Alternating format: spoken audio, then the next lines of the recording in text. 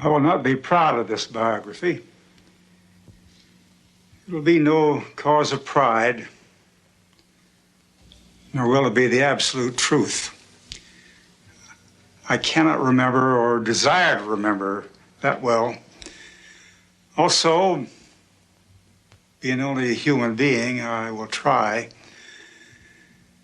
though I know I cannot, to justify myself through this outline.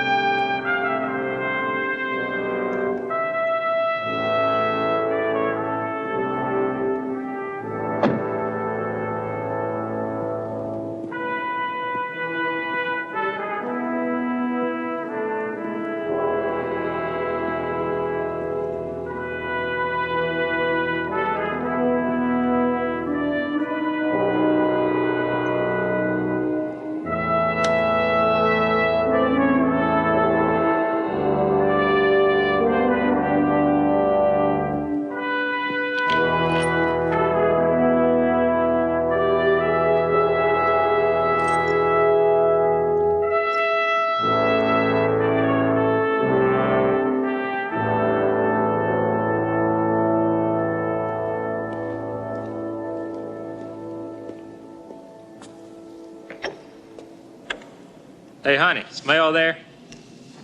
I think he's back down on the couch. I better get him up. Mel here. Mel, break in at the pool room. You better meet me.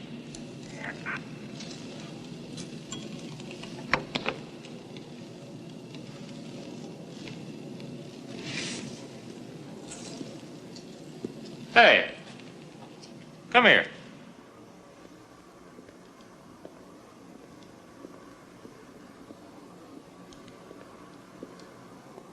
Yes, sir. You know anything about this? You know Clarence Earl Gideon? Yeah?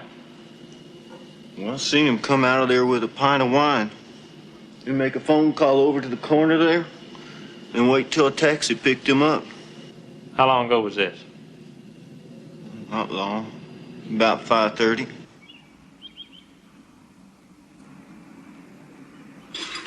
Four fifths of wine, 12 bottles of Coca-Cola, 12 cans of beer. How much money would you say he's gone? Maybe $5 from the cigarette machine, 6 from juke. All in nickels, dimes, and quarters.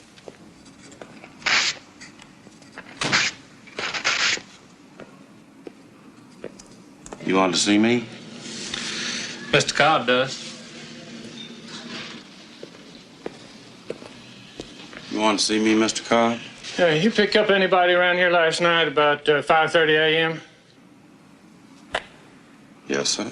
Who'd that be? Clarence Earl Gideon. Where'd you leave him off? What's the matter? He said if anybody asked, I hadn't seen him. Huh. Where'd you leave him off?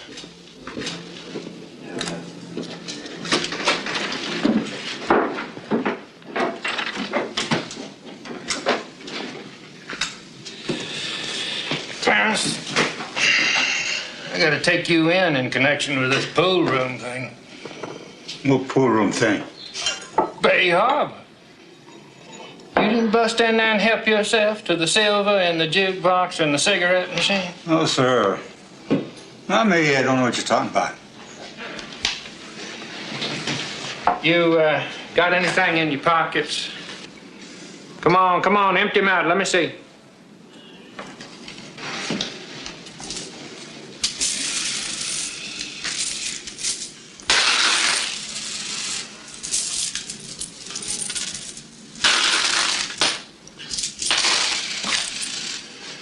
Finish your bill.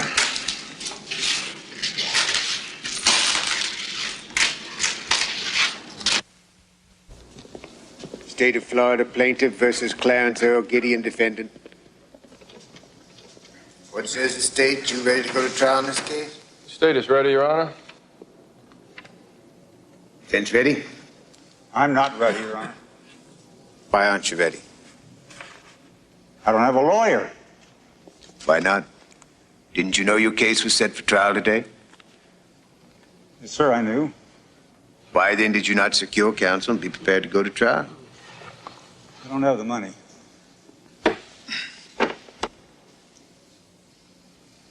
I don't have any money. I want you to appoint somebody that'll represent me. Come close up, Mr. Gideon. I can't understand you. I don't know what you said, and the reporter didn't understand you either. Come on.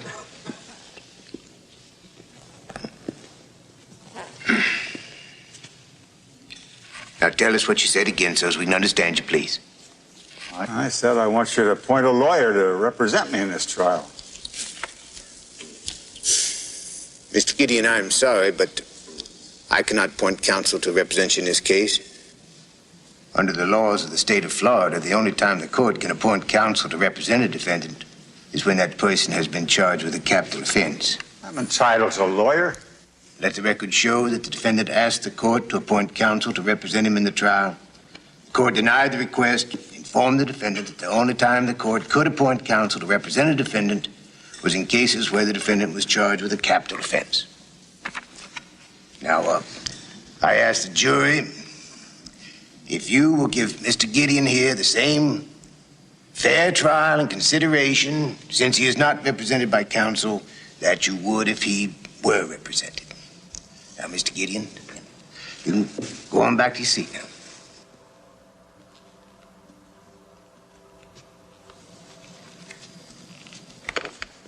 You can make your opening statement, Mr. Harris.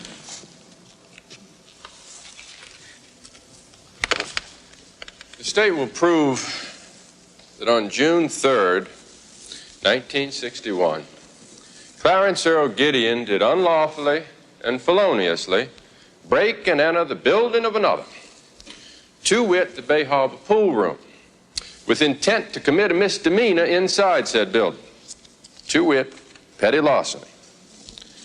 The state will prove this beyond a reasonable doubt through the testimony of eyewitnesses.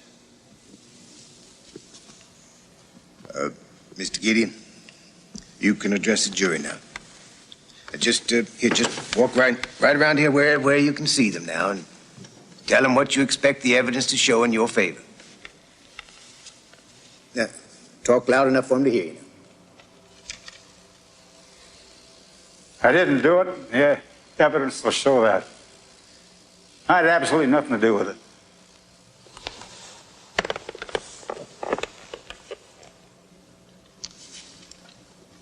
Again, please, Mr. Harris. The state calls Lester Wade. Lester Wade.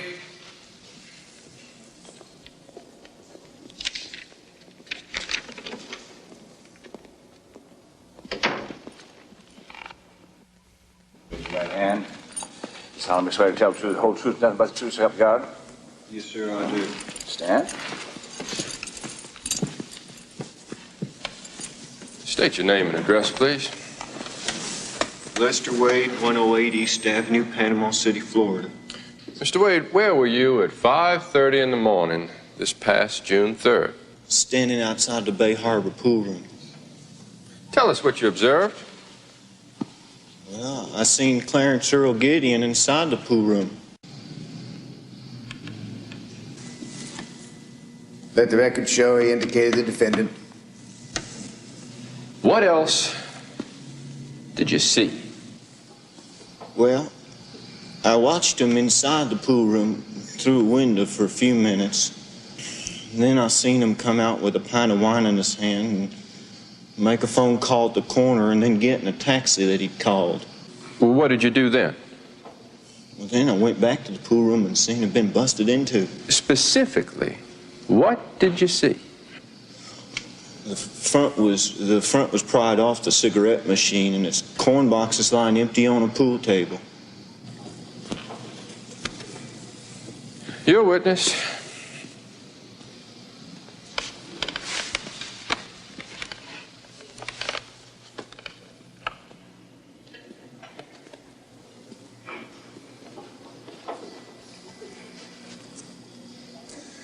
Mr. Wade, what were you doing outside the pool room 5:30 in the morning? I had just come back from a dance down Apalachicola. I stayed out all night. You ever been arrested? Objection. Stained. Well, can I ask him?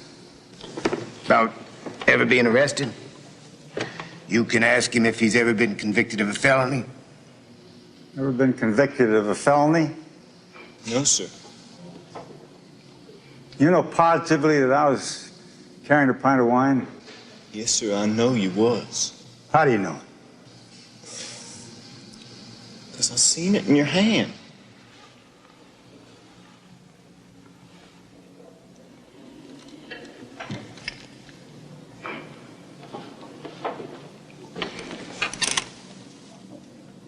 Do you have any more questions of the witness, Mr. Gideon? I guess not. Witness may step down. Mr. Gideon, you can go back to your seat now.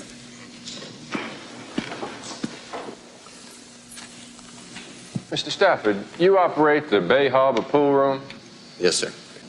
Tell us what you know of the events of the early morning of June 3rd, 1961 at the pool room.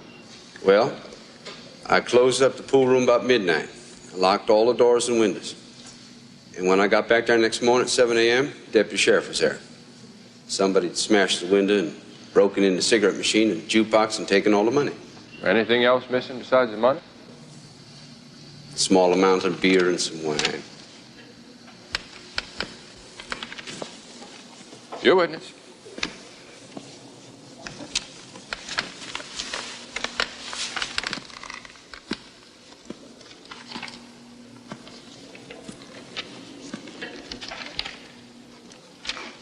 My name's Leo Stafford. That's right. You operate the Bay Harbor pool room? That's right. Describe it.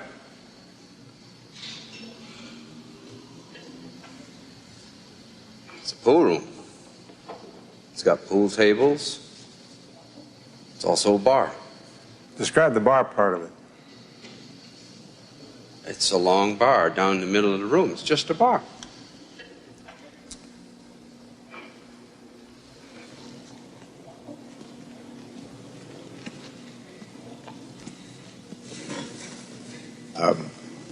You can be excused. Step down, please. The state has no more witnesses, Your Honor. Mr. Gideon, do you have any witnesses you wish to call? My landlady, Miss Edna Curtis. Edna Curtis. On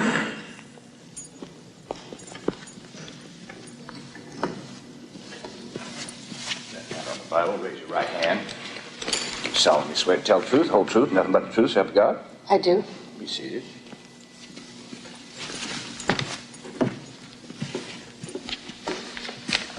Miss Curtis, you own the Bay Harbor Hotel across from the pool room, and I live there, don't I? Yes, you do. When I want to make a telephone call at night, do I use the telephone in the hotel, or do I go Your across Honor, the street? he's leading the witness.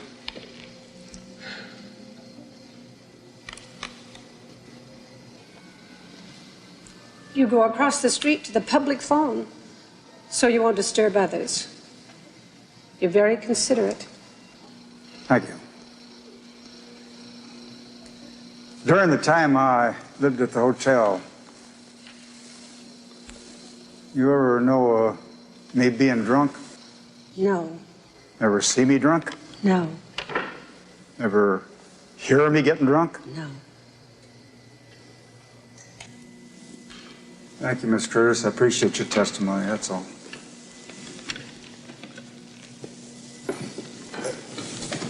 I have no questions of this witness, Your Honor. Do you have any more witnesses, Mr. Gideon? Not right now. This is your only chance. If you want to call any more witnesses, you have to call them now. If not, it's time for the final arguments to the jury. Mr. Gideon, the prosecution sums up first.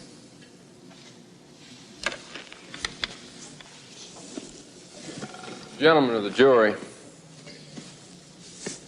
you've heard from eyewitnesses that the pool room was broken into sometime in the early morning hours of June 3rd. That the defendant, Mr. Gideon, was seen inside alone at that time. He was seen coming out with a bottle of wine in his hand. And then he called a taxi, which took him away from the scene of his crime. I think you'll all agree that the state has proved its case beyond a reasonable doubt.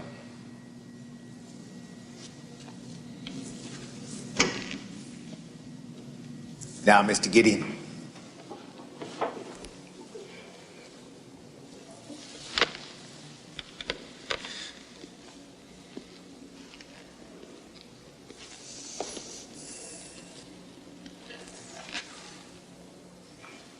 Gentlemen of the jury, you've heard witnesses from both sides of this trial, had a chance to listen to them, and I want to say to you right now that I didn't do what they said I did. I also want to remind you the law says I'm innocent until proven guilty. The law is absolutely clear on that point.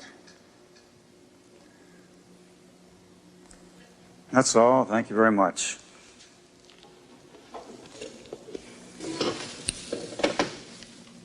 In order to find the defendant guilty, you must determine that the crime was committed in Bay County within the last 2 years and by Mr. Gideon. You may all go out and start deliberating now.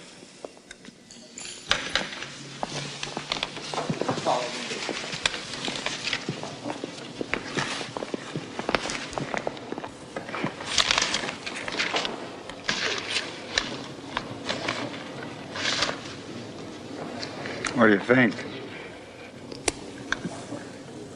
It's hard to say. Good luck.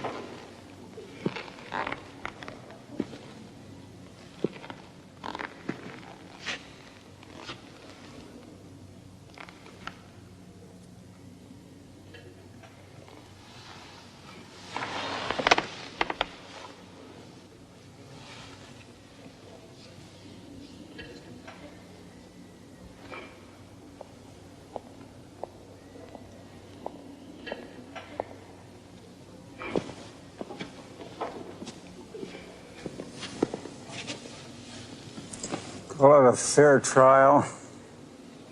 It's the biggest railroad I've been on since the Chesapeake in Ohio. You sounded very sincere. That's important. I believed you. And I bet the jury did too. I should have had a lawyer. I asked him for one. At least asked you the right questions. I thought you did. Yeah, to show him I'm no bum, I didn't break in someplace, just steal some wine and beer. And you knowing me as long as you have, never seeing me drunk. Maybe it helps, I don't know. Sure, they all saw that. Lord had done it better. I was picked up this other time, you know, a couple years ago, before I moved into the hotel, for something I didn't do.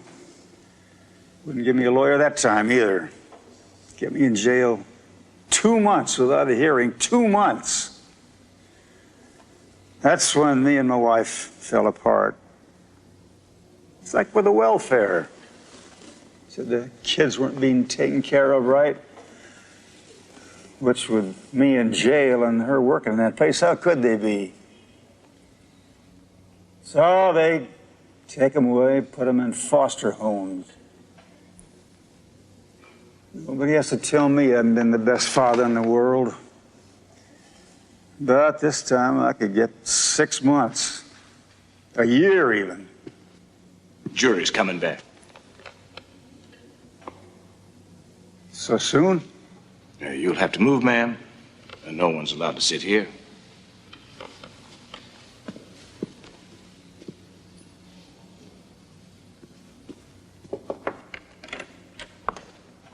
Jury's coming back.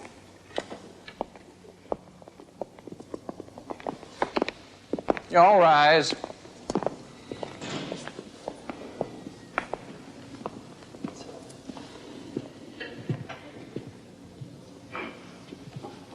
Did.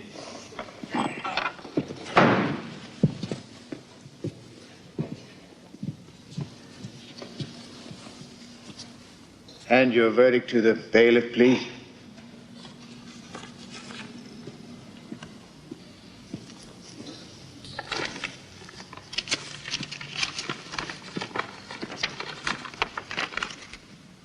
Defendant will rise.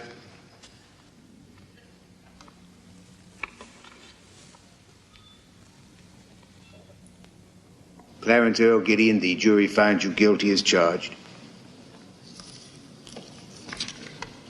I have been given a report of your past history, Mr. Gideon. Says that you've been in prison 4 times before.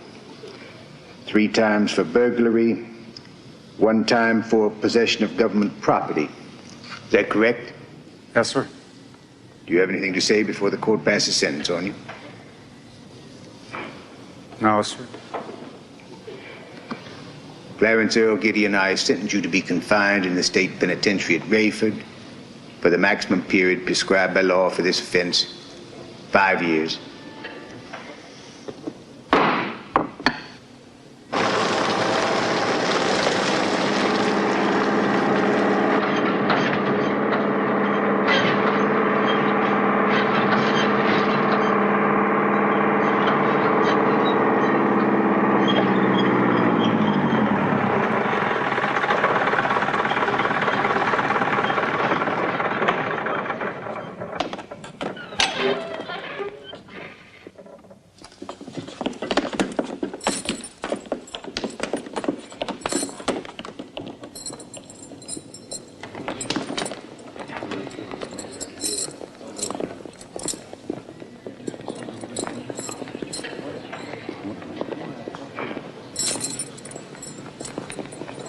You're now inmates of the Rayford State Prison. Some of you have been around before and you know what's expected of you. Some of you haven't. You'll get your clothes processed, you'll get your property checked, you'll get a haircut, and you'll get deloused. We expect you all to cooperate. That means no talking and following instructions. If a guard says move, you jump. If you talk to a guard, you say sir. And you'll abide by all the regulations and rules of the Florida Division of Corrections. Put your clothes in one of those bags if you want to keep them. In here if you want to donate them to charity. And you'll move through there and get photographed, fingerprinted, and take a shower. And no talking. We'll let it get to you. Hey, you. You deaf? You blind? Nah. No, what? No, I ain't deaf. No, I ain't blind. Turn around.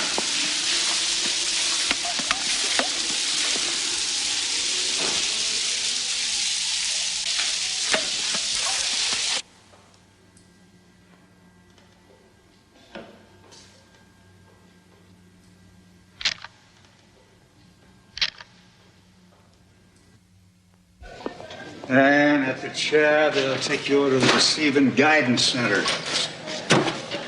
Run down where everything's at. Then a free man comes in. He'll be wearing a suit and a white shirt. He'll be your IQ, ask you what kind of job you want. When you want anything, he'll keep you inside. You sure as hell don't want to farm out in the hot sun. What are you gonna do?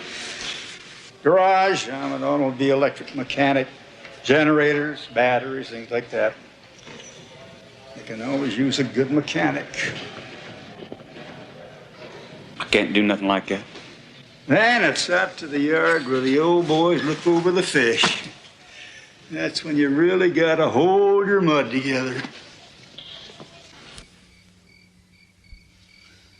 I got 20 to 40 for armed robbery.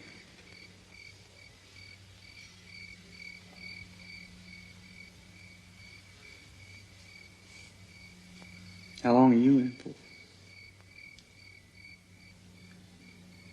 I don't know yet.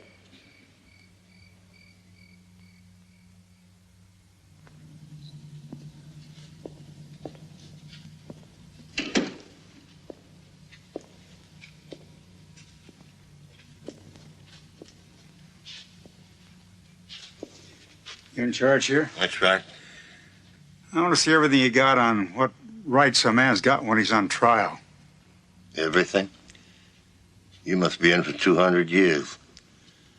Right over there, second aisle.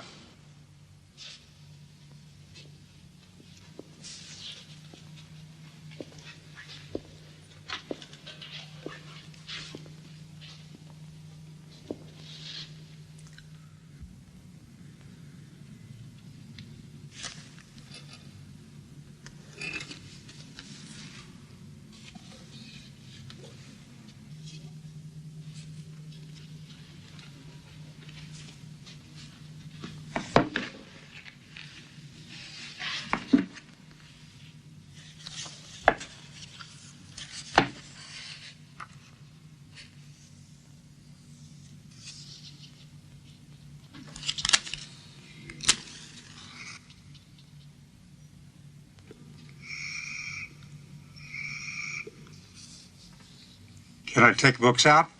Depends on how far you want to take them. One at a time.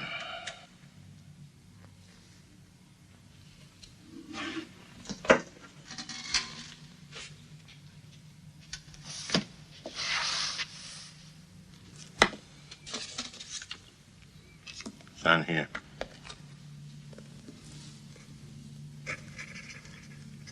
You open after dinner? Only if someone asks me. I want to come back after dinner. Well, then I suppose I'm open.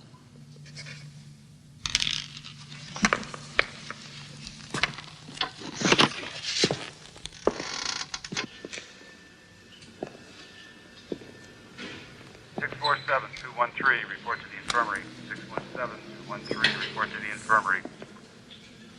Hey, kid. Yeah. Come on. Come on. Listen, any rest for smokes. No, I don't want any rest. Come on. I use either hand you want. Yeah.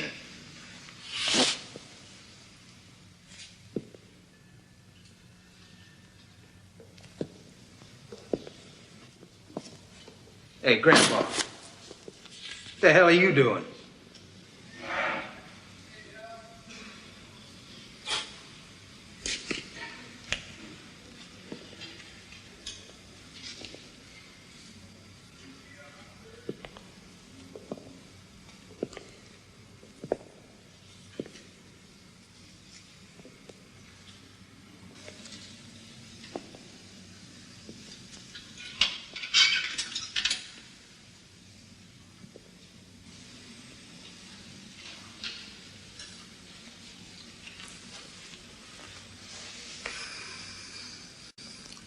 Hey. Old Charlie down at the library tells me you're trying to get your conviction overturned. Because they didn't give you no lawyer? You really think there's anything to that? No state shall deprive any person of life, liberty, or property without due process of law. That's the 14th Amendment to the Constitution of the United States of America. I asked them for a lawyer, they wouldn't give me one. Means I was deprived of my liberty without due process of law.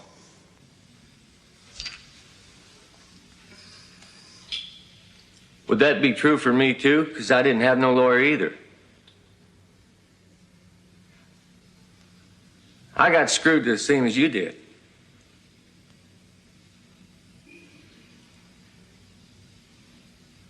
What do they have to do if you win?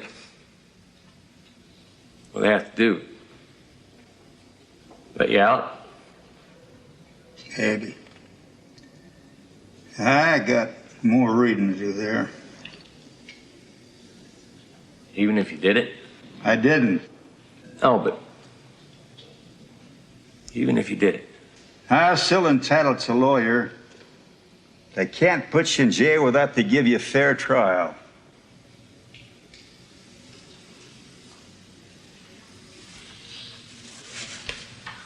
God Almighty.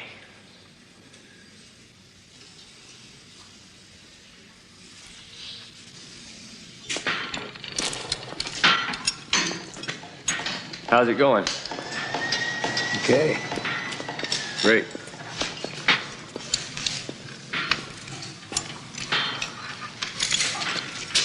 Here, have a cigarette.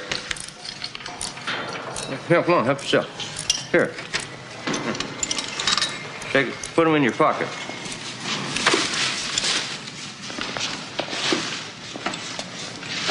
How's the reading coming? You been to the library today? Not yet. You can go up later, ain't you? I'll finish here. That's good.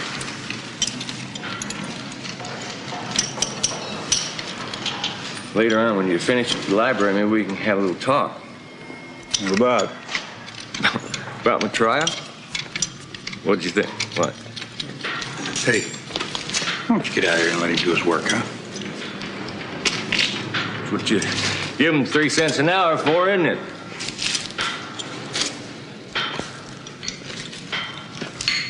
Later?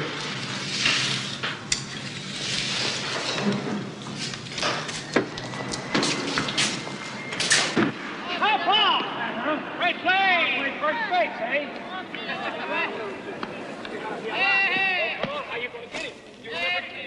Hey, Gideon. How's it going? Get two. Hey, Bridgie! I got it.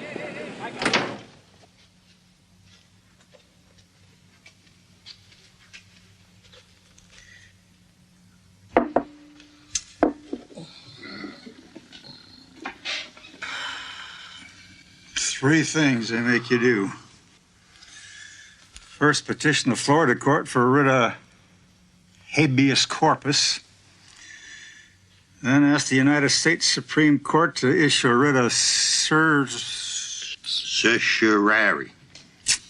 And I got to sign an affidavit saying I can't pay court costs even $100.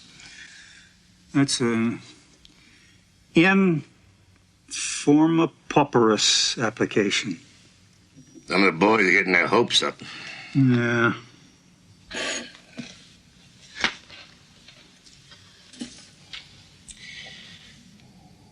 No, I've seen plenty of petitions to the Supreme Court written in this room. I've even written a couple myself. Any of them ever granted?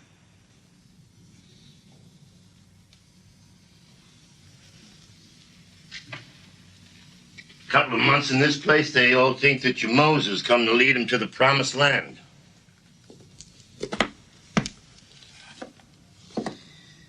Well, maybe you are.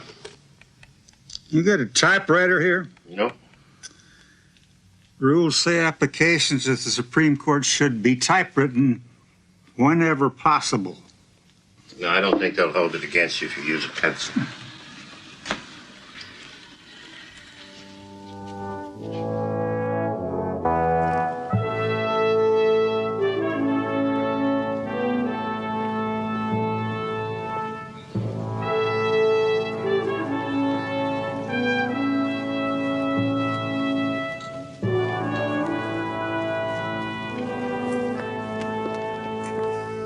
Clarence?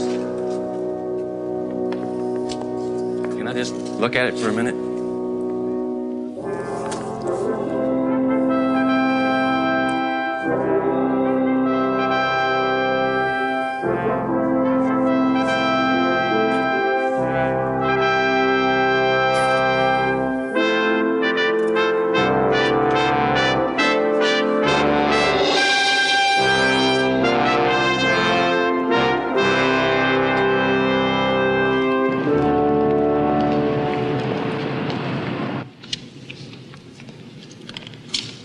Ken? Mr. Chief Justice. Don't stand up. I'll be ready for our walk in 15 minutes. All right with you? How's it going on? Chief, do you have a minute? I have 15 minutes. Petition's just come in from an indigent Florida prisoner who says that he asked the lower court to give him a lawyer at his trial, and they wouldn't. Does he have any special circumstances? Is he illiterate? Incompetent? No, sir. Complex charges against him? No, sir. Breaking and entering with intent to commit petty larceny. Bets against Brady. Says he's out of luck unless he can show special circumstances or some disadvantages. He decided that 20 years ago. He's not claiming any special circumstances. He just says that under the Constitution, a poor man is flatly entitled to have a lawyer help in his defense. He's asking us to change our minds, huh? Yes, sir. Well, we seem to do that every 20 years or so. Tell the clerk of the court to write to the state of Florida, ask for a response. That'll clarify the legal issues, fill in the factual background, and do up a memorandum for the justices. We'll deal with this in conference, just like any other petition for cert. Yes, sir. Thank you, sir. Thank you, Arthur. 13 minutes.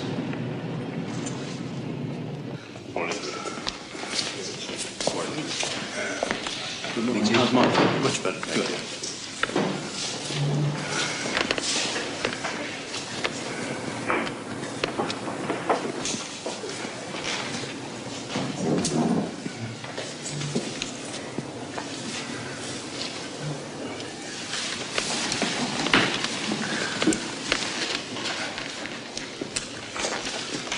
This morning we have 2 jurisdictional statements asking to hear appeals, 26 petitions for cert, 10 paupers applications, and 3 petitions for rehearing. So I'd like to get started. Should we begin with the Louisiana Freedom Rider case? I think we should not only grant the petition for review, but we ought to reverse the convictions for lack of supporting evidence right now. I agree. 6 Negroes convicted of a breach of the peace for trying to desegregate a Shreveport bus terminal. The only thing they did wrong was to violate the custom of segregation, and that ground is constitutionally impermissible. Anyone else? How many to grant the petition for review? How many to reverse the conviction now?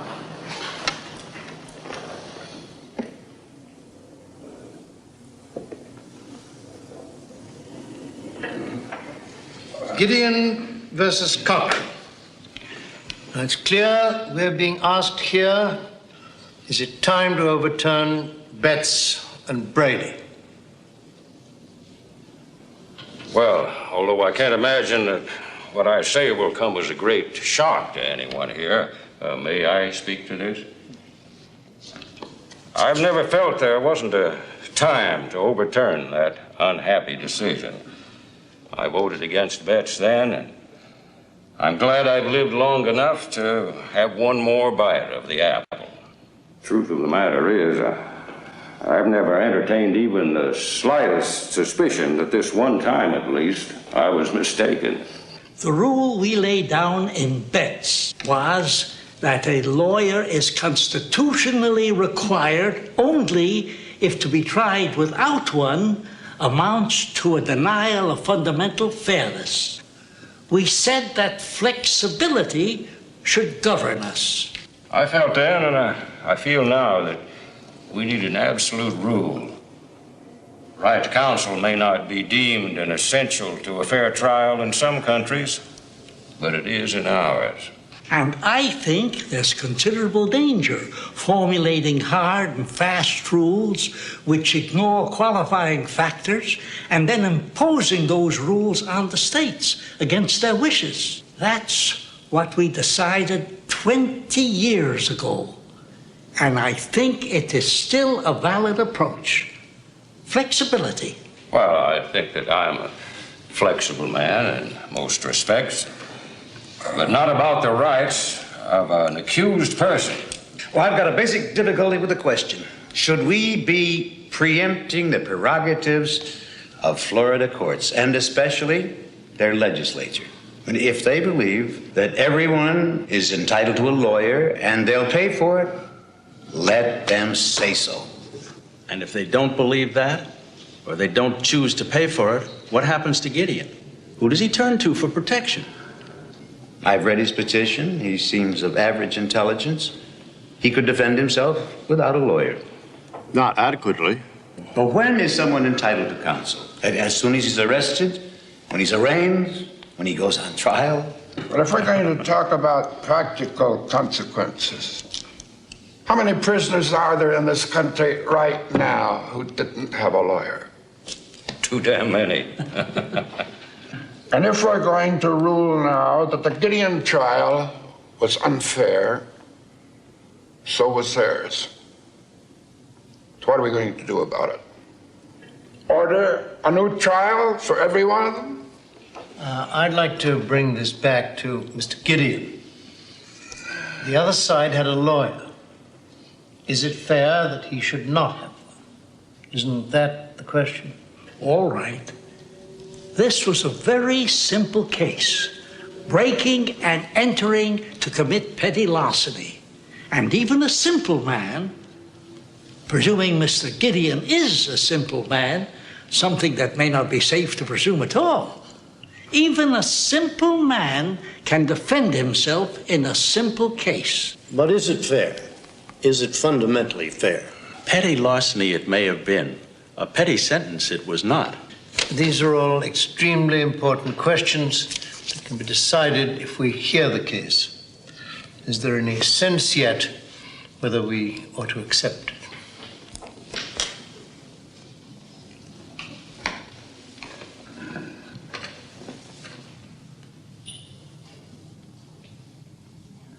Clarence! Clarence! Hey, Clarence! Hey! You got 2 letters from the Supreme Court! 2 of them! You hear me? I hear you.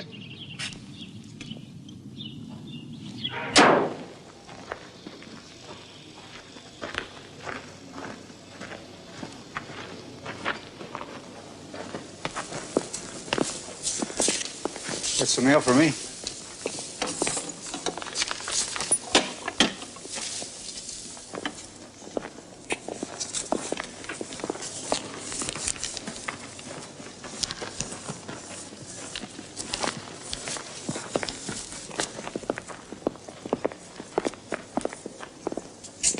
Ain't you gonna open them?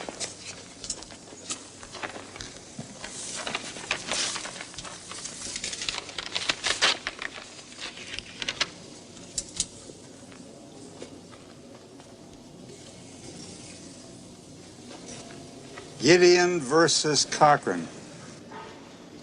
A motion for leave to proceed in forma pauperis and the petition for writ of certiorari are granted.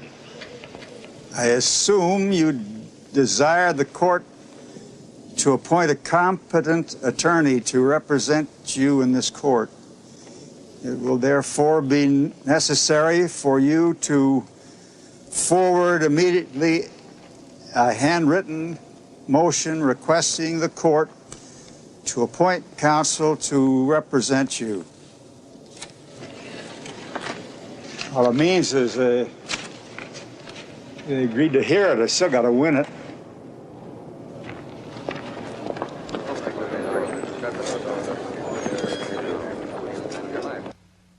The question is very simple. I requested the court to appoint me an attorney, and the court refused.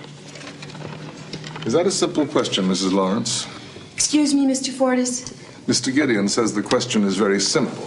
Does the Constitution entitle a poor man charged with crime to have a lawyer at his side? You mean it doesn't? No. But if you're asking me, Mr. Fortas, no question about the law is very simple. Which is exactly why Gideon needed a lawyer in the first place.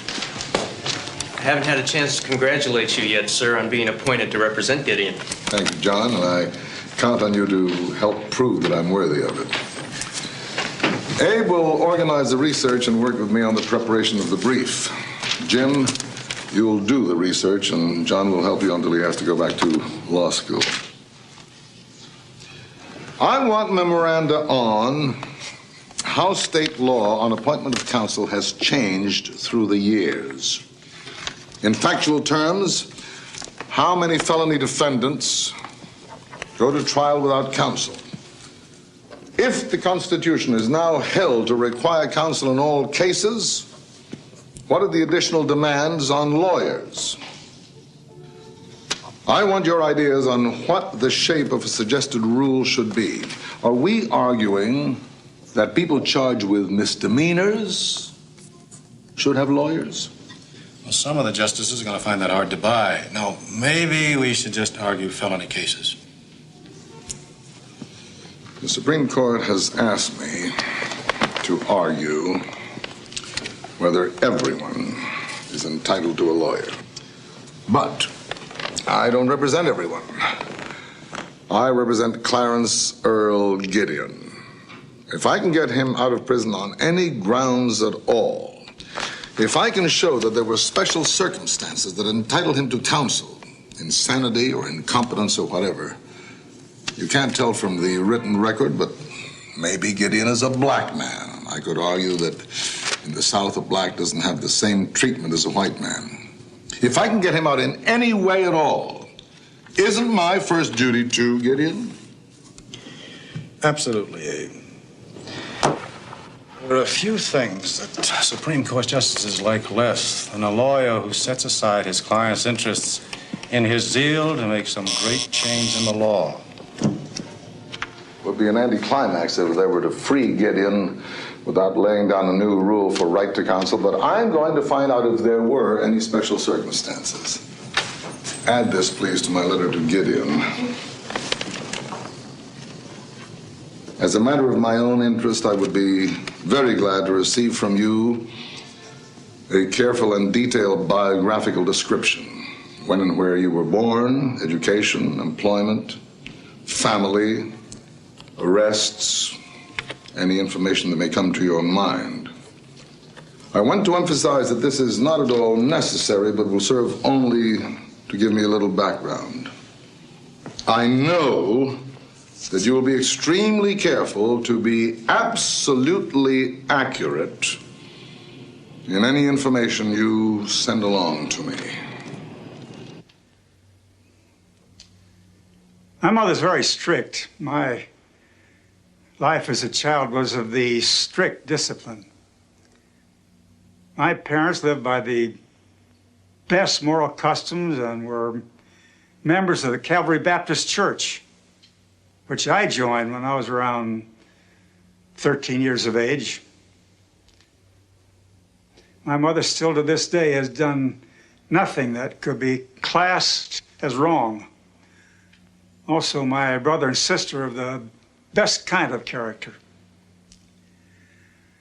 I suppose I am what is called a individualist, person who will not conform. Anyway, my parents were always quarreling, and I would be the scapegoat of those quarrels. At the age of 14, I ran away from home. My mother found out where I was at, came and got me, had me placed in the jail in Hannibal, which I escaped from. It was extremely cold weather, and a short time later, I burglarized a country store for some clothes, which I was caught the next day by the store owner with all the clothes on. My mother asked the court to send me to the reformatory, which they did for a term of 3 years. All the prisons I've been in, that was the worst. I still have scars on my body from the whippings I received there. Anyway, I was paroled after a year. I was then 16 years old.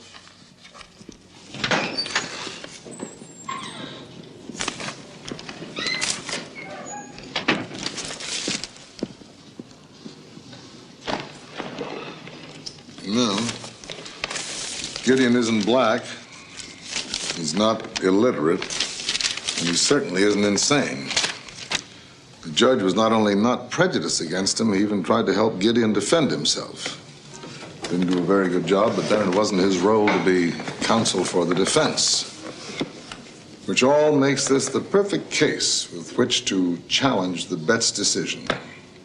No special circumstances, just Gideon's entitled to be provided with a lawyer because he's charged with a crime. Same way anyone in the country charged with a crime ought to be entitled to a lawyer. And that's how we'll argue the case. What I'd like to say to the justices is, let's not talk. Let's go down there and watch one of these fellas try to defend himself.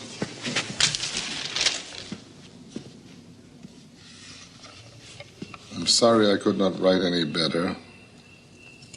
I have done the best I could.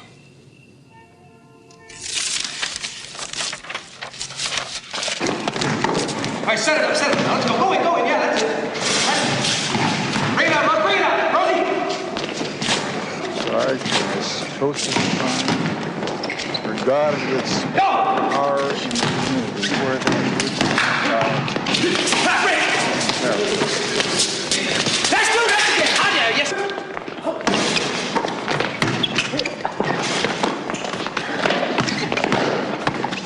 All right.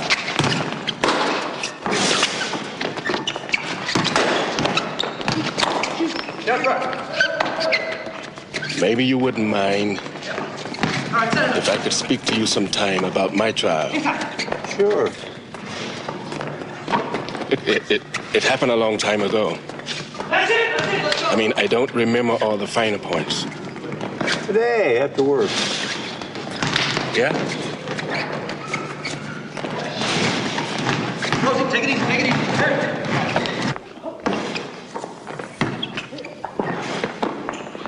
What's the matter? All right. If I win my case, they have to let me out. That's right. What do you mean? Could they put me on trial for the same thing again, this time with a lawyer? I don't know. What are you going to do if you win? First, I may have to stand trial again. Same charge. This time with a lawyer. You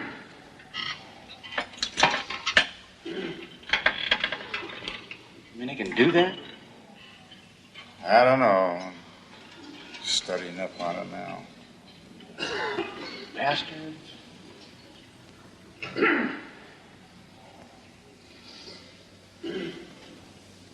I gotta fight welfare for my kids. Got a letter. Going to court, tried to take them away from me. Well, I got news for welfare. They got no idea who they're fooling around with. Yeah, I'm gonna have them in a home where I can take care of them or get myself a automobile maintenance job or something. I was open up my own shop, just work on one car at a time.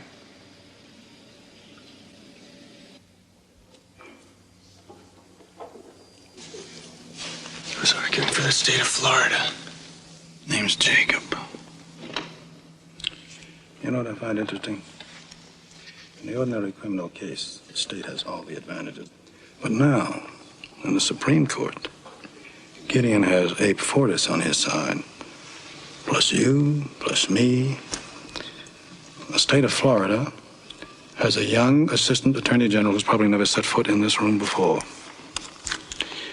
This once, things evened out. Don't go feeling sorry for the son of a bitch until we win. Right?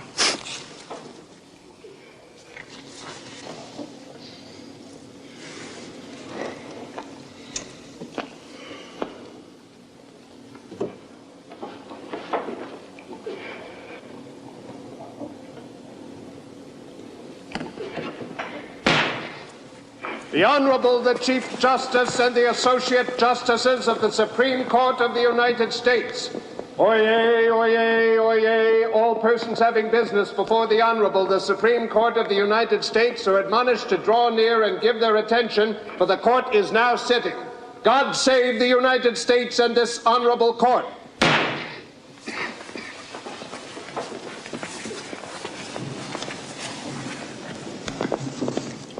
Number 155, Clarence Earl Gideon, petitioner, versus H.G. Cochran, Jr., Director, Division of Corrections, State of Florida. Counsel are present. Mr. Fortas.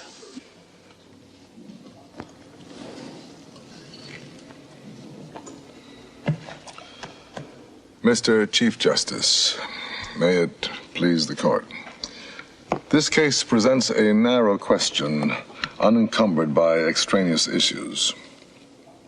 Clarence Earl Gideon is supposed to have broken into the Bay Harbor pool room and stolen some wine, some cigarettes, and an unstated amount of money. He was arrested and put on trial. He asked the judge to appoint an attorney to defend him, and the judge refused. Thereupon, Gideon did the best he could to defend himself. He was convicted, sent to the penitentiary for 5 years. The record does not indicate that Gideon was a person of low intelligence, nor that the judge was unfair to him. But to me, this case shows the basic difficulty of Betts versus Brady. It shows that no man, however intelligent, can adequately conduct his own defense. That's not the point, is it, Mr. Fortas? In the Betts case, this court did not go on the assumption that a man can do as well without an attorney as he can with one, did it? Everyone knows that isn't so. I entirely agree, Mr. Justice, with the point you are making, namely that a man cannot have a fair trial without a lawyer. But the Betts case held that this consideration was outweighed by the demands of federalism. In other words, the Betts case expressed the feeling that this court had at the time, that the state of Florida, or any state, should have the right to decide for itself whether defendants in their courts should be entitled to counsel.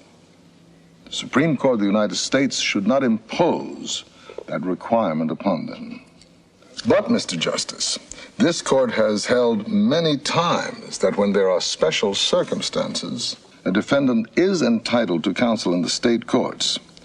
I have now read all the cases on right to counsel questions, beginning with the famous case of the Scottsboro Boys in 1932, and it is a fascinating inquiry. As I read the opinions of this court, I hope I may be forgiven for saying that my heart was full of compassion for the judges having to review those records, look for special circumstances which might entitle a defendant to counsel. Such case-by-case supervision of the state courts by the Supreme Court cannot be wholesome. Intervention should be in the least abrasive, least corrosive way possible. Of course, this special circumstance approach is wrong. How can a trial judge, when a man is arraigned, look at him and say there are special circumstances? Does the judge say you look stupid or your case involves complicated facts? It is administratively unworkable. The states are recognizing that.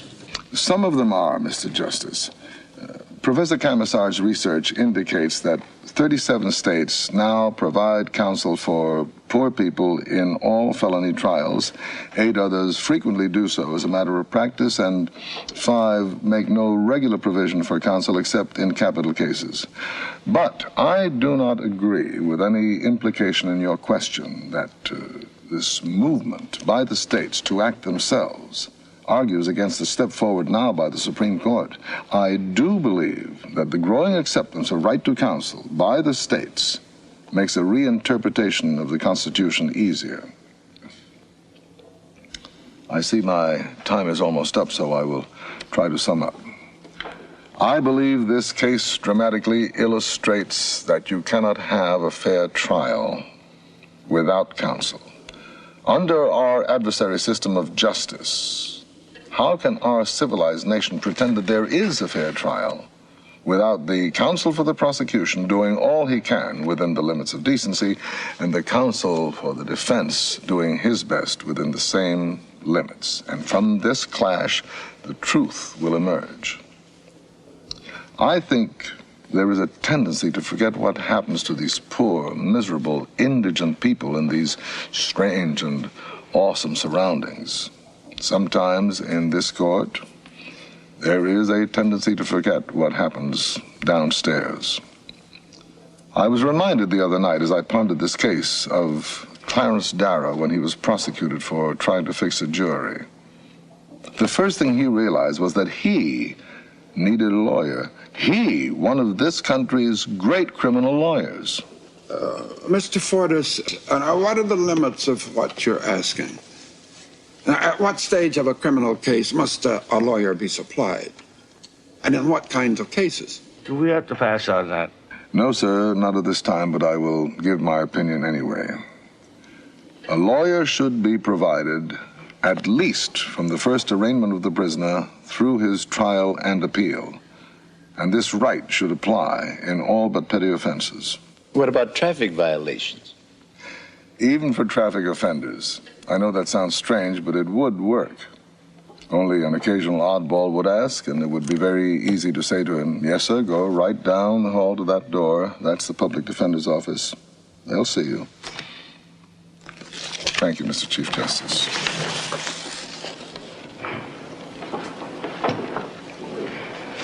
Mr. Jacob.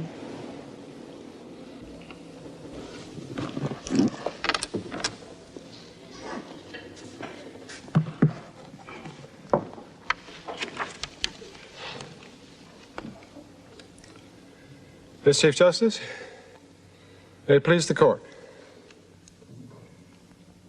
Clarence Earl Gideon had a fair trial.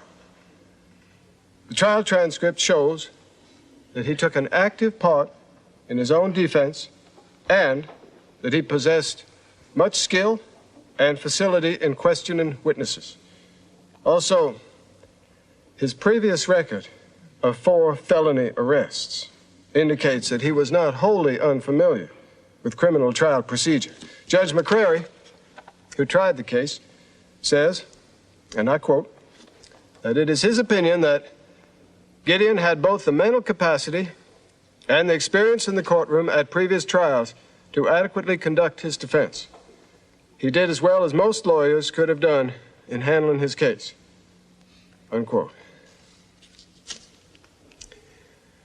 We have been asked to discuss today whether this court's holding in Betts versus Brady should be overruled or modified. We say that it should not, for several reasons. First, there is no historical basis for requiring states to automatically appoint counsel in all cases. Next, the rule in Betts versus Brady provides a clear and consistent standard for determination of the right to counsel. There are special circumstances that should be considered, such as the prisoner's illiteracy or youth. How do you know what the special circumstances are. Every time this court decides a case, we know another special circumstance. Well, in recent years, in 4 cases, I think, we have reversed cases from your state every time you said defendants weren't entitled to counsel because of special circumstances. We prefer case-by-case adjudication. It may not be precise, but we prefer it because it gives the state some freedom in devising its own rules of criminal procedure. This court has never laid down any fixed rules on the right to counsel. What about the Scottsboro case? Doesn't that lay down a rule that lawyers are required in capital cases? That was decided on the circumstances. Perhaps so. But subsequent cases have made clear that there is a fixed rule for capital cases. There's no point in your arguing that. What historical support have you found for the distinction between capital and non-capital cases? Your Honor, I can't think of any. I can't either. That's why I asked. Well, there is a practical distinction between capital and non-capital case. You want to draw the line somewhere. Everyone is fearful of being put to death. Maybe they're fearful of spending years in the penitentiary, too. I would like to restate one of our basic contentions. When special circumstances warrant, this court can order states to provide lawyers. But by imposing an inflexible rule that every defendant is entitled to a lawyer in every case, we feel that this court would be intruding into an area historically reserved to the state. It would stifle state experimentation. For example, the state might eliminate prosecutors as well as defense counsel and leave the whole trial to a judge. Don't go too far now. Look, Gideon's not a lawyer, but you say he's capable of representing himself.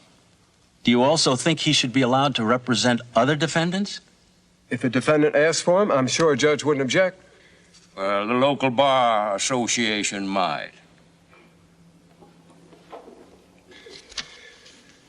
I hope that this court will consider the consequences of overruling Betts versus Brady. Grave consequences as I see them. The new doctrine of giving everyone a lawyer every time he asks for it would necessarily extend to the most trivial cases, creating a tremendous burden for the taxpayer. The next thing you know, indigents would also be demanding other free services, psychiatrists, expert witnesses, and so forth. In effect, this court would be requiring the state to adopt socialism or a welfare program. Also, please consider this. Of the 7,800 convicts now in Florida prisons, more than 5,000 were tried without counsel and might be eligible for release if this court overrules Betts versus Brady. If this court does reverse, we implore it to find some way to make it not retroactive. We have followed Betts in good faith. Are any of those 5,000 prisoners in Florida illiterate? Your Honor, I have no way of knowing. But what do you think? Yes, I don't know, but I suppose some of them are illiterate. This court has ruled that an illiterate defendant is entitled to counsel, even under Betts and Brady. Illiteracy is a special circumstance. Any illiterate among those 5,000 has been deprived of his constitutional rights.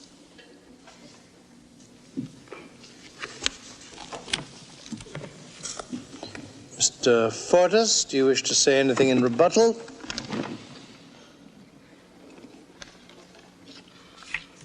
Mr. Chief Justice, in 1942, when Betts versus Brady was decided, this country was at war with Hitler Germany. Benjamin V. Cohn, the noted New Deal lawyer, and Irwin N. Griswold, then professor and later dean of the Harvard Law School, were referring to that when they sent this letter criticizing the Betts decision to the New York Times. I quote, The decision in Betts versus Brady comes at a singularly inopportune time.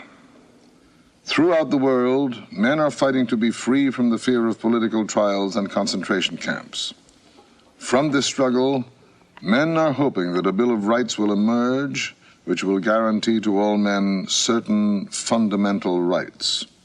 Most Americans, lawyers and laymen alike, before the decision in Betts versus Brady, would have thought that the right of the accused to counsel in a serious criminal case was unquestionably a part of our own Bill of Rights.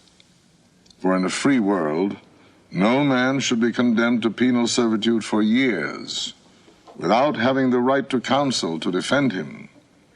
The right of counsel for the poor as well as for the rich is an indispensable safeguard of freedom and justice under law. Dean Pound has said the law must be stable, and yet it must not stand still. I think Betts versus Brady was wrong when it was decided. I think time has made that clear. And I think now time has made it possible for the correct rule, the civilized rule, the rule of American constitutionalism, the rule of due process, to be stated by this court.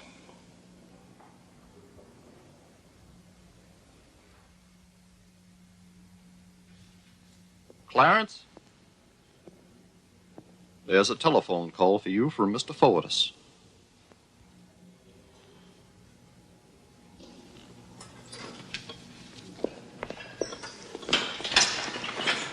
In my office.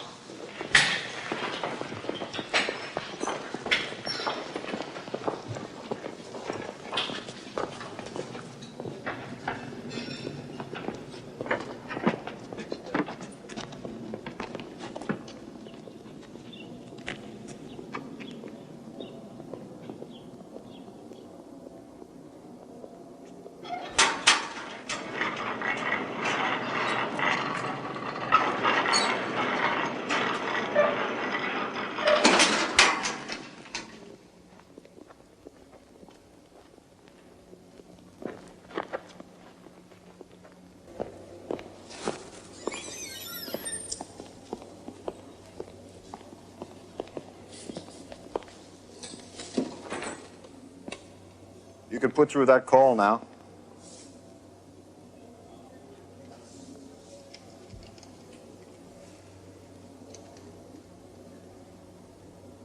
Mr. Fortis, sir, this is Clarence Earl Gideon.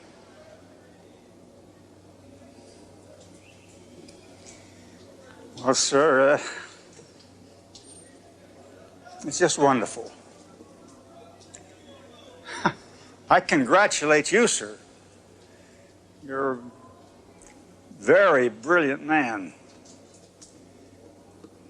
Can you tell me what the vote was? That makes me feel very good. That really does. Mr. Fortis, sir, did they say I have to stand trial again?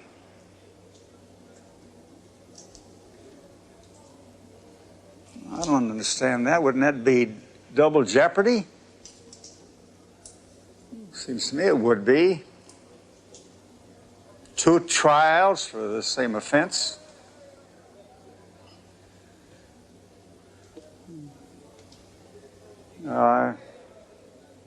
Let me understand it better after I get your letter, but I still don't think it's fair.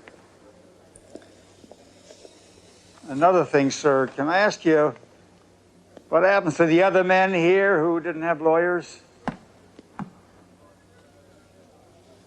I think I understand. It depends on circumstances.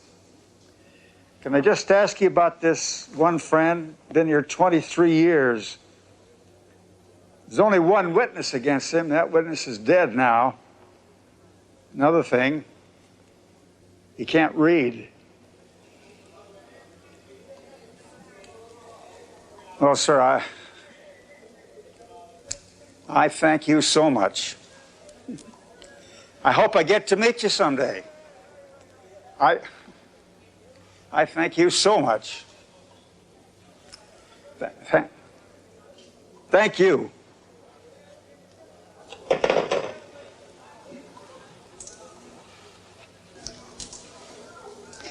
You're going to get out. That's what my lawyer said. Me, I got to stand trial again. I don't know why they didn't double jeopardy. I don't know why.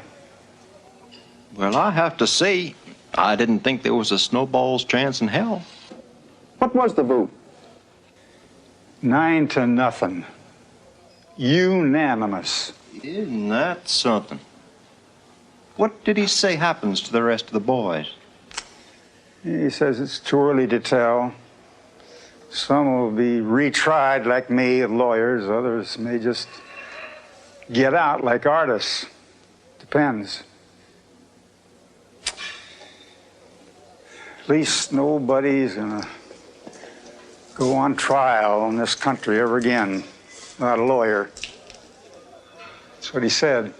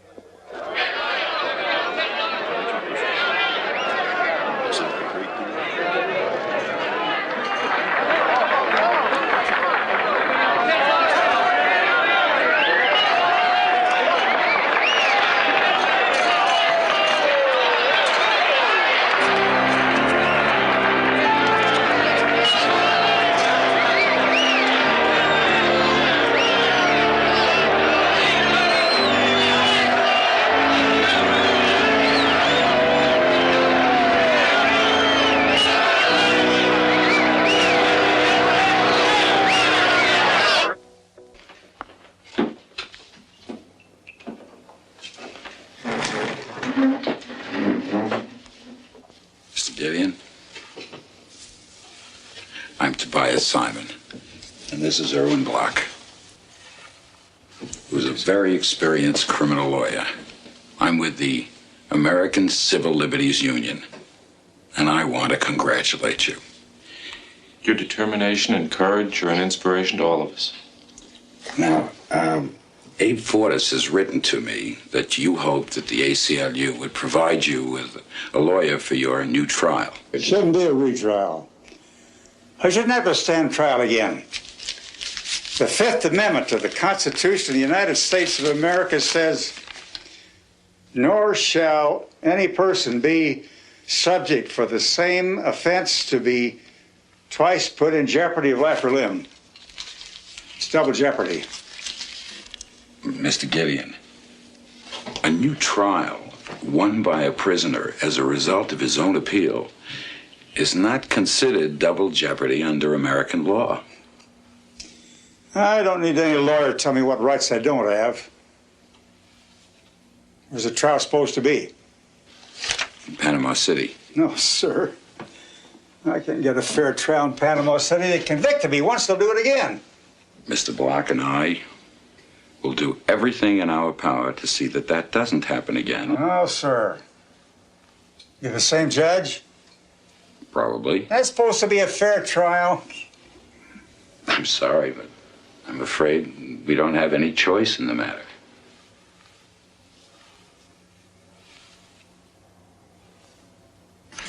I note that Mr. Tobias Simon has signed some papers and is appearing as defense counsel.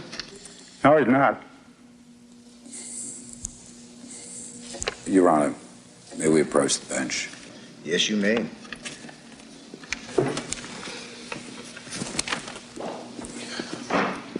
I didn't authorize Mr. Simon to sign anything for me. Do my own signing. I don't want him to represent me. Do you want another lawyer to represent you? No, and I'm not ready for trial. What do you want? I want to file for an order to move my case from this court. I can't get a fair trial in this court. Same court, same judge, everybody, everything. I can't get a fair trial here. You excuse me, Your Honor.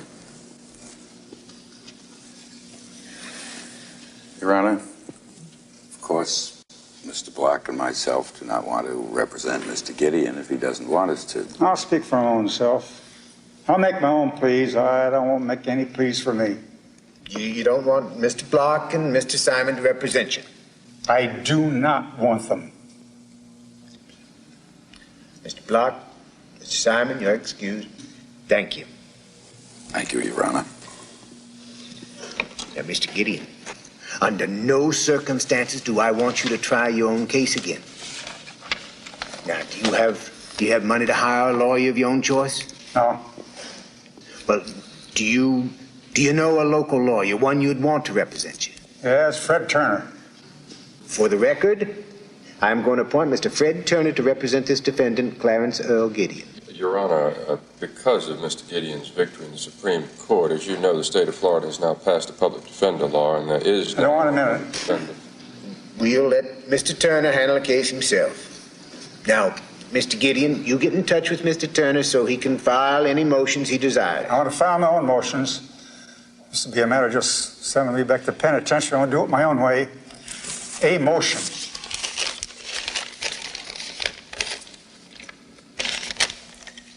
A new trial in the case of the petitioner Clarence Earl Gideon is barred as improper because, one, the Fifth Amendment to the Constitution of the United States expressly prohibits putting a man on trial twice for the same offense, and two, the state of Florida has a 2-year statute of limitations on my alleged offense, which alleged crime was committed more than 2 years ago.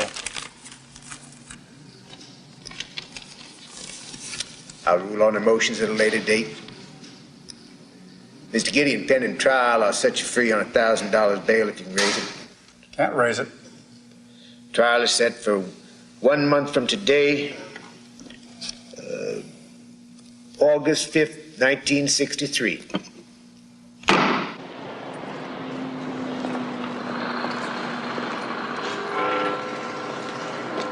Hi, Clarence. How you doing today? Well, I see they got your glasses out to you. That's good. And I think that suit looks real good. I got it, so I'm not going to put you on.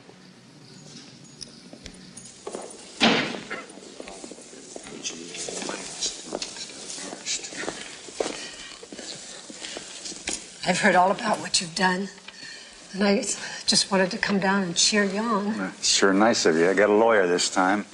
He's been out working, asking questions, talking to people, finding out the truth. Thank you, All rise, please. God save the United States of America, state of Florida, and this honorable court. Help us to do impartial justice. Be seated. Case of the state of Florida versus Clarence Earl Gideon. What says the state? You ready for trial? Ready, Your Honor. Defense ready? Ready, Your Honor. Ready, Your Honor.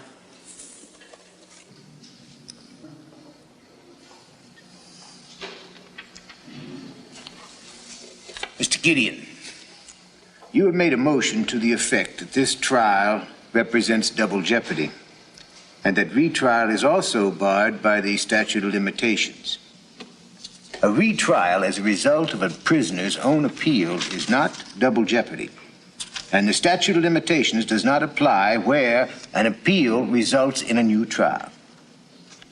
Motion denied.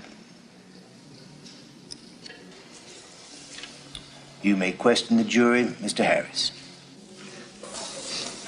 Do any of you have any prejudice for or against a defendant that might prevent you from doing your duty? Very acceptable, Your Honor. Your Honor, we'd like to challenge Mr. Larwin and Mr. Polk.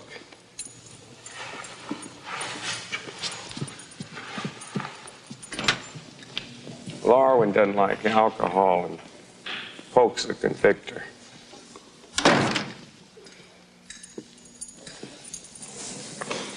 This jury is acceptable, Your Honor. Acceptable, Your Honor. They call your first witness? Lester Wade. Lester Wade.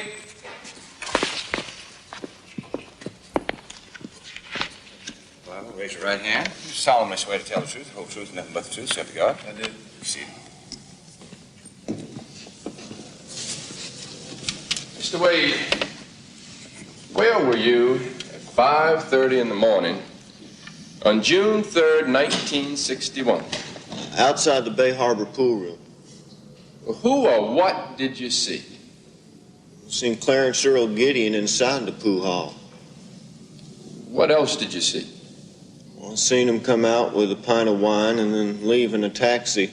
Then I went back to the pool room and seen it was busted into, cigarette machines busted into, coin box lying empty on the pool table. Did you notice anything interesting about Mr. Gideon when he came out? Yes, sir. His pockets was all bulging. Your witness.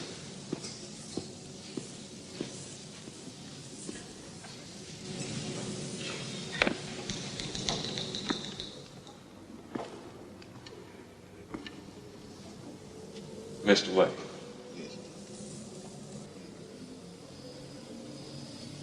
What were you doing outside the pool room 5:30 in the morning? Oh, I just come back from a dance in Apalachicola. How'd you come back?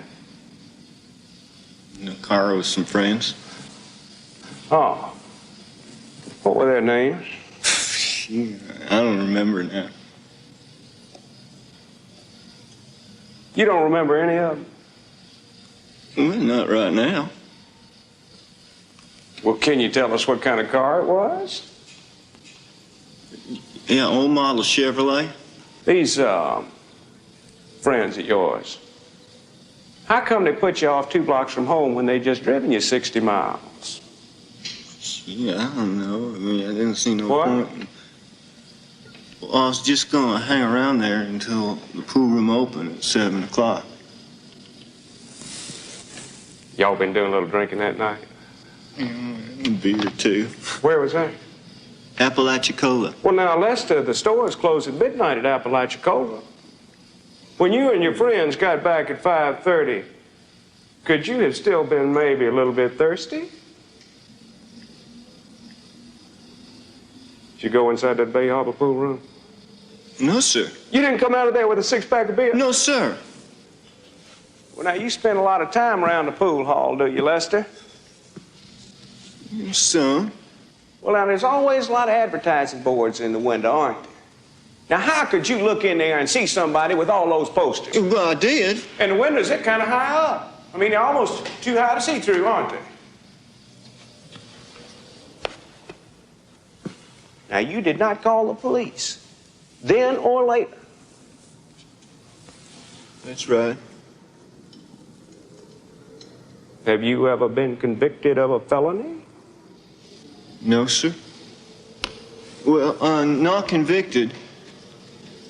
Well, I stole a car once and was put on probation. Now, wait a minute here. At the first trial, when Mr. Gideon asked you if you'd ever been convicted of a felony, you said, "No, sir. Never have."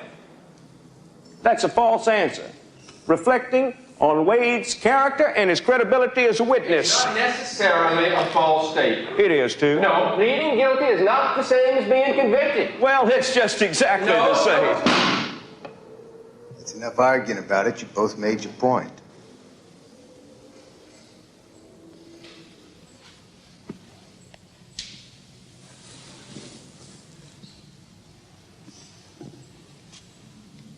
Mr. Wade, have you ever denied that you were guilty of a felony? Yes, sir.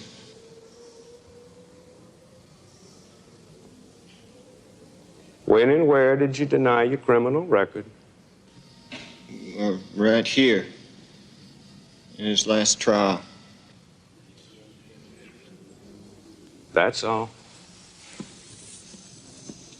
Was Clarence Earl Gideon authorized to be inside the pool room in the early morning hours of the 3rd day of June, 1961? No. Your witness. Hadn't others operated the pool room for you on occasion? Occasionally. Had Mr. Gideon worked for you? It's never on the payroll. But he operated it sometimes, didn't he? Well, occasionally.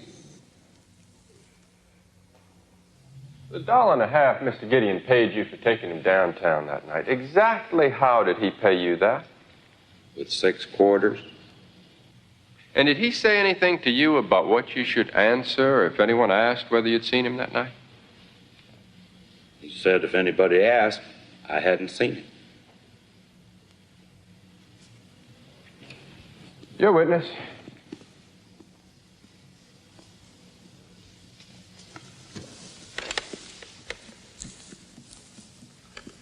Mr. Pike, when Mr. Gideon got in your cab, what was his condition as to sobriety? What's that? Was he drunk or sober? He was sober. Do you have any wine on him? No, sir. Any beer? No, sir. Any Coca-Cola? No, sir. Did his pockets bulge? No, sir. Well, now, we have just heard what Mr. Gideon said. That if anybody asked, you hadn't seen him. Is that right? Yes, sir. Now tell me, had you ever had Mr. Gideon in your cab before? Yes, sir. And had he ever said that same thing to you? If anybody asked, you hadn't seen him. Yes, sir. Has he ever said why? Yes, sir. Well, tell the court what he said to you on those occasions. Well, Mr. Gideon had wife trouble, woman trouble on occasion. Well, haven't we all? And what he said before was he didn't want anybody knowing his personal business. And that's why he didn't want you to let on that you'd seen him. Yes, sir.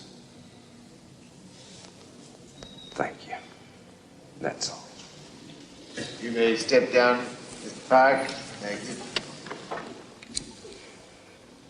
We call Clarence Earl Gideon to the stand. Put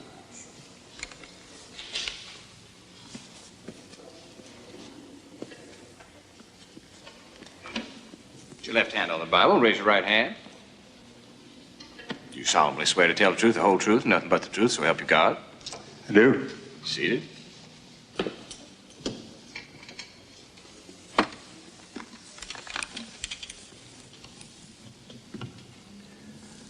Mr. Gideon, on the morning of June 3rd, 1961, did you break and enter the Bay Harbor pool room? No, sir. What was the purpose of your taking a taxi cab into town? Get me another drink. I just robbed a bar room. I would have done that. Where'd you get the money you had on you? Gambling. Oh. What kind of games did you play? Mostly rummy, that and poker. Mm-hmm. What kind of stakes did you play for? Nickel, diamond, quarter. Did you ever gamble with Lester Wade? Sure, gamble with all those boys. Ask them. Did you have any wine on you? I don't drink wine. Any beer? No. Any Coca-Cola? No.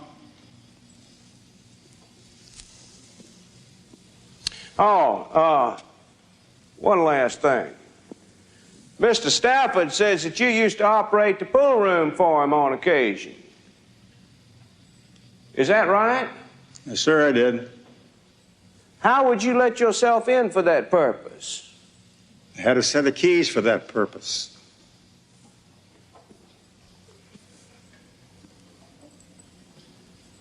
What do you say to this charge you broke and entered the Bay Harbor pool room? Not guilty of it. Know nothing about it.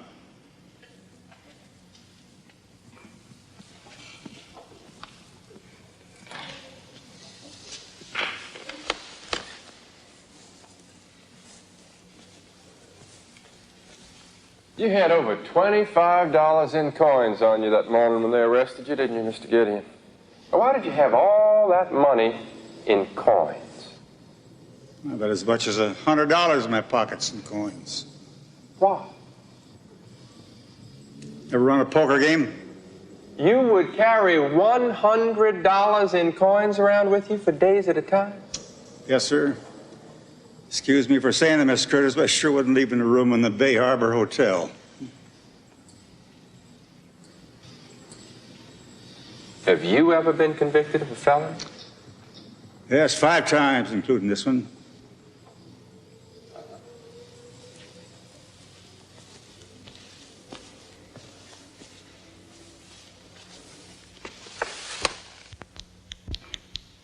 Lester Wade. Lester Wade. This probationer has been out at a dance drinking beer. He comes back, maybe a little dry. And he walks up to stand outside the pool hall for an hour and a half waiting for it to open. He could walk 2 blocks home and sleep for 90 minutes or get a beer out of his icebox. But no, he'd rather just stand right there on that corner, walking back and forth for 90 minutes, looking in the window and being thirsty. And now, so he says, looking in the window, he sees Clarence Earl Gideon. Only he does a very peculiar thing. He doesn't call the police. He doesn't notify the owner. He just walks up the corner and he walks back. Why? I know why. And so do you. The beer had run out at midnight at Apalachicola, and Lester Wade and his friends were still thirsty. So what happened to the beer, the wine, and the Coca-Colas? I'll tell you what happened to them. They left out of there in that old model Chevrolet. Now, why was Wade standing on that corner, walking back and forth? I'll give you the answer. He was the lookout. What about Gideon? He comes out of his hotel, he goes to the telephone booth, he calls a taxi cab. It picks him up and takes him into town. Wade, standing guard, sees him. And now, when the police happen by, here's the perfect answer for Wade. He names Gideon.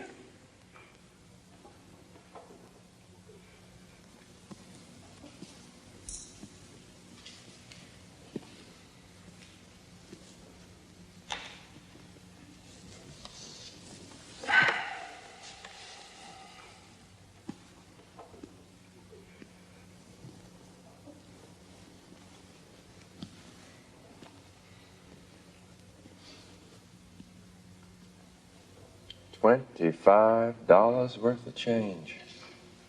That's a lot to carry in your pocket. But Mr. Gideon had $100 worth of change in his pocket. Do you believe that?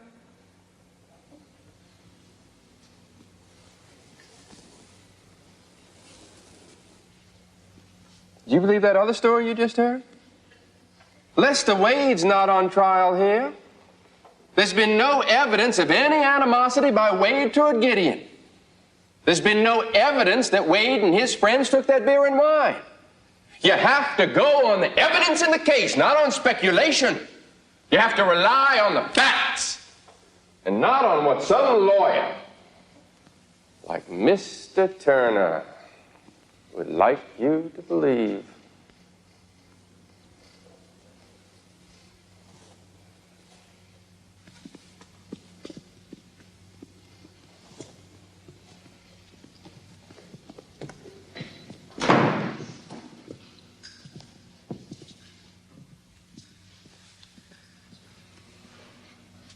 Add your verdict to the bailiff.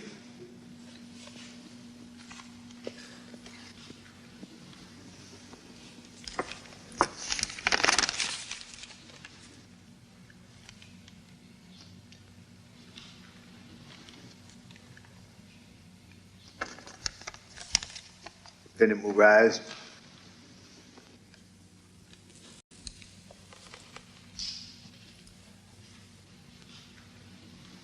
Clarence Earl Gideon, the jury finds you not guilty.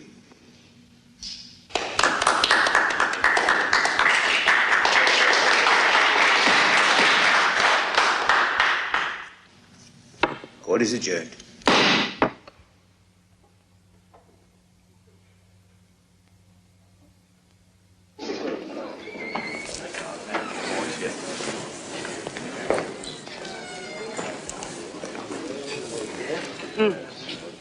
What are you going to do now?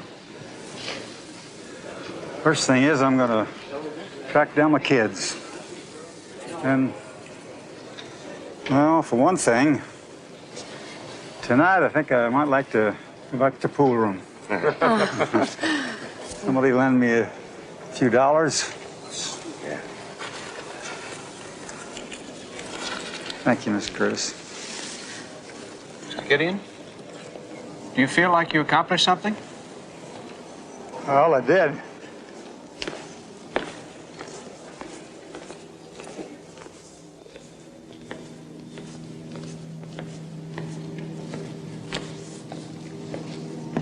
On November the 1st, 1963, Attorney General Robert F. Kennedy said, "If an obscure Florida convict named Clarence Earl Gideon had not sat down in prison with a pencil and paper to write a letter to the Supreme Court, and if the Supreme Court had not taken the trouble to look for merit in that one crude petition among all the bundles of mail it must receive every day, the vast machinery of American law would have gone on functioning undisturbed." But Gideon did write that letter. The court did look into his case, and he was retried with the help of a competent defense counsel, found not guilty, and released from prison after 2 years of punishment for a crime he did not commit. And the whole course of American legal history has been changed.